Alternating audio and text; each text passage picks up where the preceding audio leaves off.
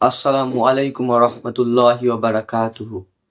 সম্মানিত দর্শক, আপনারা সব কেমন আছেন? আশা করছি ভালোই আছেন। আমিও আলহামদুলিল্লাহ ভালোই আছি। ভিডিওটা না লম্বা করে ভিডিওটা শুরু করা যাক। আজকের প্রশ্ন হচ্ছে এই, মৃত্যুর পর আত্মা কোথায় যায়? মৃত্যু একটা শব্দ, কিন্তু বাস্তবতা মৃত্যু একদিন না একদিন আসবে।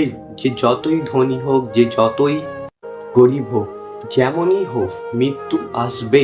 আল্লাহ কুরআনের মধ্যে জানিয়ে দিয়েছেন, কুল্লু নাফসিন যায়িকাতুল মাউত, প্রত্যেকটা নফসের মৃত্যু হবেই হবে।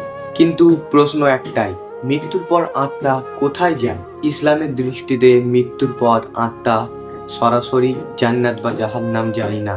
আত্মা, রূহ যেটাকে বলা হয়, রূহটা যায় এক বিশেষ অবস্থায়, বিশেষ জায়গায়, যার নাম হচ্ছে বরজাখ। বরজাখ হলো দুনিয়া ও কিয়ামতের মাঝের জীবন, যেটাকে কবরের জীবনও বলা হয়। আপনারা কি জানেন, মানুষকে কবরে রাখার পর দুইজন ফেরেশতা আসে? সেই ফেরেশতাদের নাম হলো মুনকার ও নাকির। ওই দুইজন ফেরেশতা এসে আপনাকে প্রশ্ন করবে। তিনটি প্রশ্ন করা হবে কবরে। তোমার রব কে, তোমার দিন কি, আর রাসূলুল্লাহ সাল্লাল্লাহু আলাইহি ওয়াসাল্লামকে দেখিয়ে জিজ্ঞাসা করা হবে এনার ব্যাপারে তুমি কি বলতে। আর যে মানুষ আল্লাহকে বিশ্বাস রেখেছে, আল্লাহ এক বলে মেনে নিয়েছে, নবী রাসূল সাল্লাল্লাহু আলাইহি ওয়াসাল্লামের উপর ঈমান এনেছে, যে আল্লাহর পথে চলেছে, হারাম থেকে দূরে থেকেছে, তার জন্য তার কবরটা বেহেশতের বাগান করে দেয়া হবে। আর এটাও যে যে আল্লাহকে ভুলে গিয়েছে, আল্লাহর কোনো কাজ মানেনি, হারাম খাওয়া, সুদ ঘুষ নিয়ে তার জীবনযাপন কাটিয়েছে, তার জন্য খুব কঠিন একটা আযাব রয়েছে, প্রচুর পরিমাণে কঠিন আযাব রয়েছে। আযাব থেকে দূরে থাকার আল্লাহ আমাদেরকে তৌফিক দান করুন। সম্মানিত দর্শক ভাই ও বোনেরা, আমি আপনাদেরকে জানাই, দুনিয়ার জীবন খুবই ছোট, কবরের জীবন খুবই লম্বা। এইখানে দুনিয়ার একদিন মানে কবরে হচ্ছে ৭০,০০০ বছর। তাহলে চিন্তা করো কতটা লম্বা জীবন কবরের জীবন। আমরা দুনিয়ার মায়ায় না থেকে একটু আল্লাহর পথে চলার জন্য এগিয়ে ধরি।